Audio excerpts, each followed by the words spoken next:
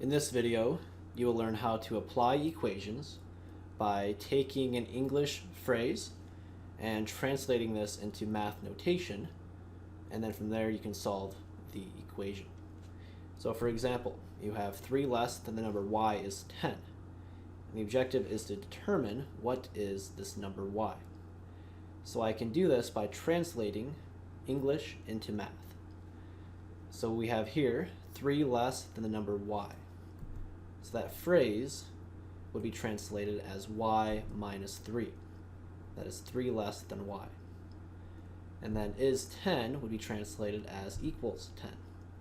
So my equation is y minus 3 equals 10, which from here I can solve. I can add 3 to both sides, and I get y would equal 13. So the number y would equal 13. Example 2. We need to translate this English phrase into math notation and then solve. We have twice the sum of a number and 3 is 12. The word twice means 2 times something. And then here it says 2 times the sum of a number and 3. So the sum of a number and 3 would be n, or your variable, plus 3. Right, because sum means addition. So twice this value, so twice this amount would mean you need to put that in parentheses. So 2 times n plus 3. Is means equals, and then 12 would be 12. So my equation is 2 times n plus 3 equals 12. And then from here, I can solve by distributing 2 times n and 2 times 3 to get 2n plus 6. And then when I solve, I can do reverse order of operations. So I begin with the addition first, and then I take care of the multiplication after that. So the plus 6, I can move that over by subtracting 6. Now I'm going to be left with 2n equals 6. And then get rid of the 2 by dividing both sides by 2. So n equals 6 over 2, which would equal 3. So n would equal 3. Example 3. It says when a number is multiplied by 3 and the result is decreased by 5, the final result is 12. So to begin, I want to translate into math notation. Now here when it says a number is multiplied by 3, that means we take 3 and multiply it by a number. So 3 times n. And then it says the result is decreased by 5. So the result, whatever that is equal to, is decreased by 5, meaning I subtract 5. And it says the final result is 12. Is means equals, and we have the number 12. So my equation would be 3n minus 5 equals 12. And then I can solve this by doing reverse order of operations. So I see subtraction. I'll do that first. So I can move this negative 5 over by adding 5. So when I add 5, I have 3n equals 12 plus 5, which is 17. And then solve for n by dividing both sides by 3. I now have n on the left equals 17 over 3 on the right. I can leave it like this, or I can write as a mixed number, which would be 5 and 2/3. So that is my solution for n.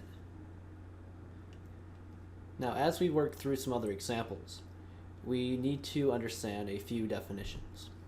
So first is the word integer. An integer is pretty much any number as long as there's not a fraction in there. So for example, -3, -2, -1, 0, 1, 2, 3, etc. Those are all integers. All right, so as long as there's no fraction, it can be negative or positive or 0. Those are all integers. Now when it says consecutive integers, that would be integers obtained by counting by ones. So for example, 3, 4, 5 are 3 consecutive integers. Each one you get by adding 1 to the number before it. So 3 plus 1 is 4, 4 plus 1 is 5, etc. Even integers would be numbers such as -6, -4, -2, 0, 2, 4, 6, etc. Any number that can be divided by 2 with no remainder is even. Whereas odd integers are not even, it's the opposite. That would be things like -5, -3, -1, etc. So understanding those definitions are important for the following examples. Example 4 says the greatest of 4 consecutive integers is 13. What are the other 3 integers? So what this means is that we have 4 numbers that are obtained by counting by ones, and 13 is the biggest number. So the one before that would be 12, before that would be 11, before that is 10. So my 4 numbers are 10, 11, 12, and 13. They are consecutive. Okay, they're obtained by adding 1 to get to the next number. Then they're integers because there's no fractions, and the greatest of those 4 numbers is 13. Now what if you were told to write the next 3 integers in natural order after n? So here it's really the same thing, but instead of being given a specific number, we are told that our number is n. Okay, well, just thinking through actual numbers, for example, let's say we had 5. The number after 5 would be 5 plus 1, which is 6. After 6 would be 7.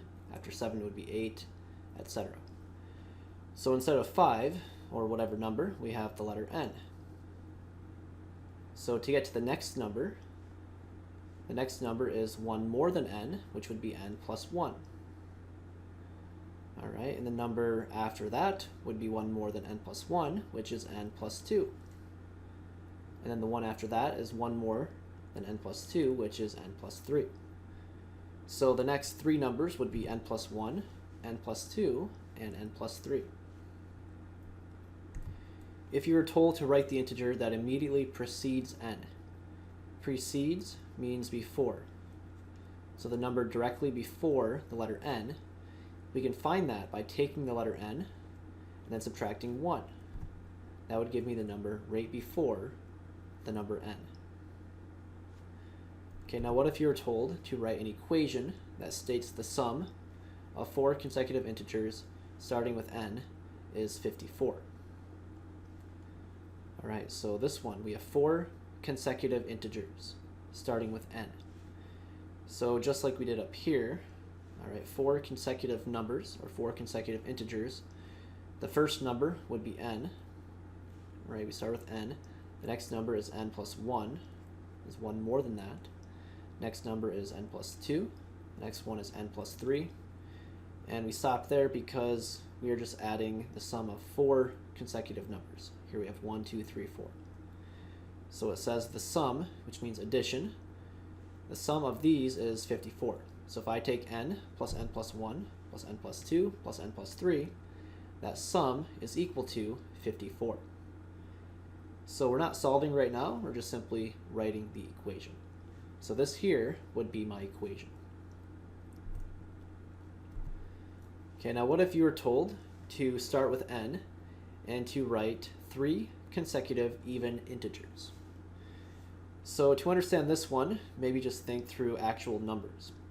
So we don't know what n is, but let's say we had our first number equaling 10.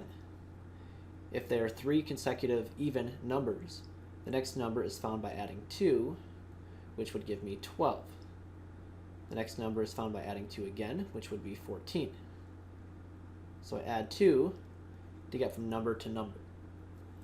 Now we don't know what those numbers are. We're starting with n.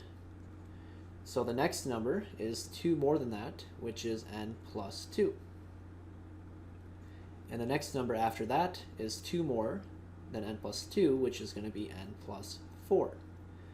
So my 3 numbers would be n plus 2, and n plus 4. Now what if you were told to write 3 consecutive odd integers and starting with the number n? Okay, well, same idea. Well, what if we started with just using real numbers? So let's say we had 15, the next number would be 17, and then 19. Those are 3 consecutive odd numbers. Now here we don't know what they are. We're starting with n instead of 15. But to get from number to number, notice here as well we're adding 2 to get from number to number. 15 plus 2 is 17, 17 plus 2 is 19. Same thing here. If we know we start with n, the next odd number is 2 more than that, which is n plus 2. And the next one is 2 more than that, which is going to be n plus 4.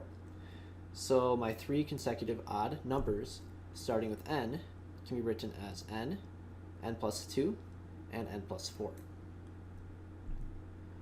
Now, using this information, we are told to write an equation where it says the sum of 2 consecutive integers is 38.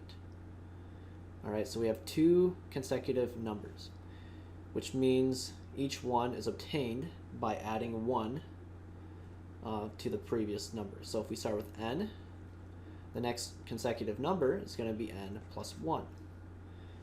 All right, so that's my 2 numbers, and it says the sum of these is 38.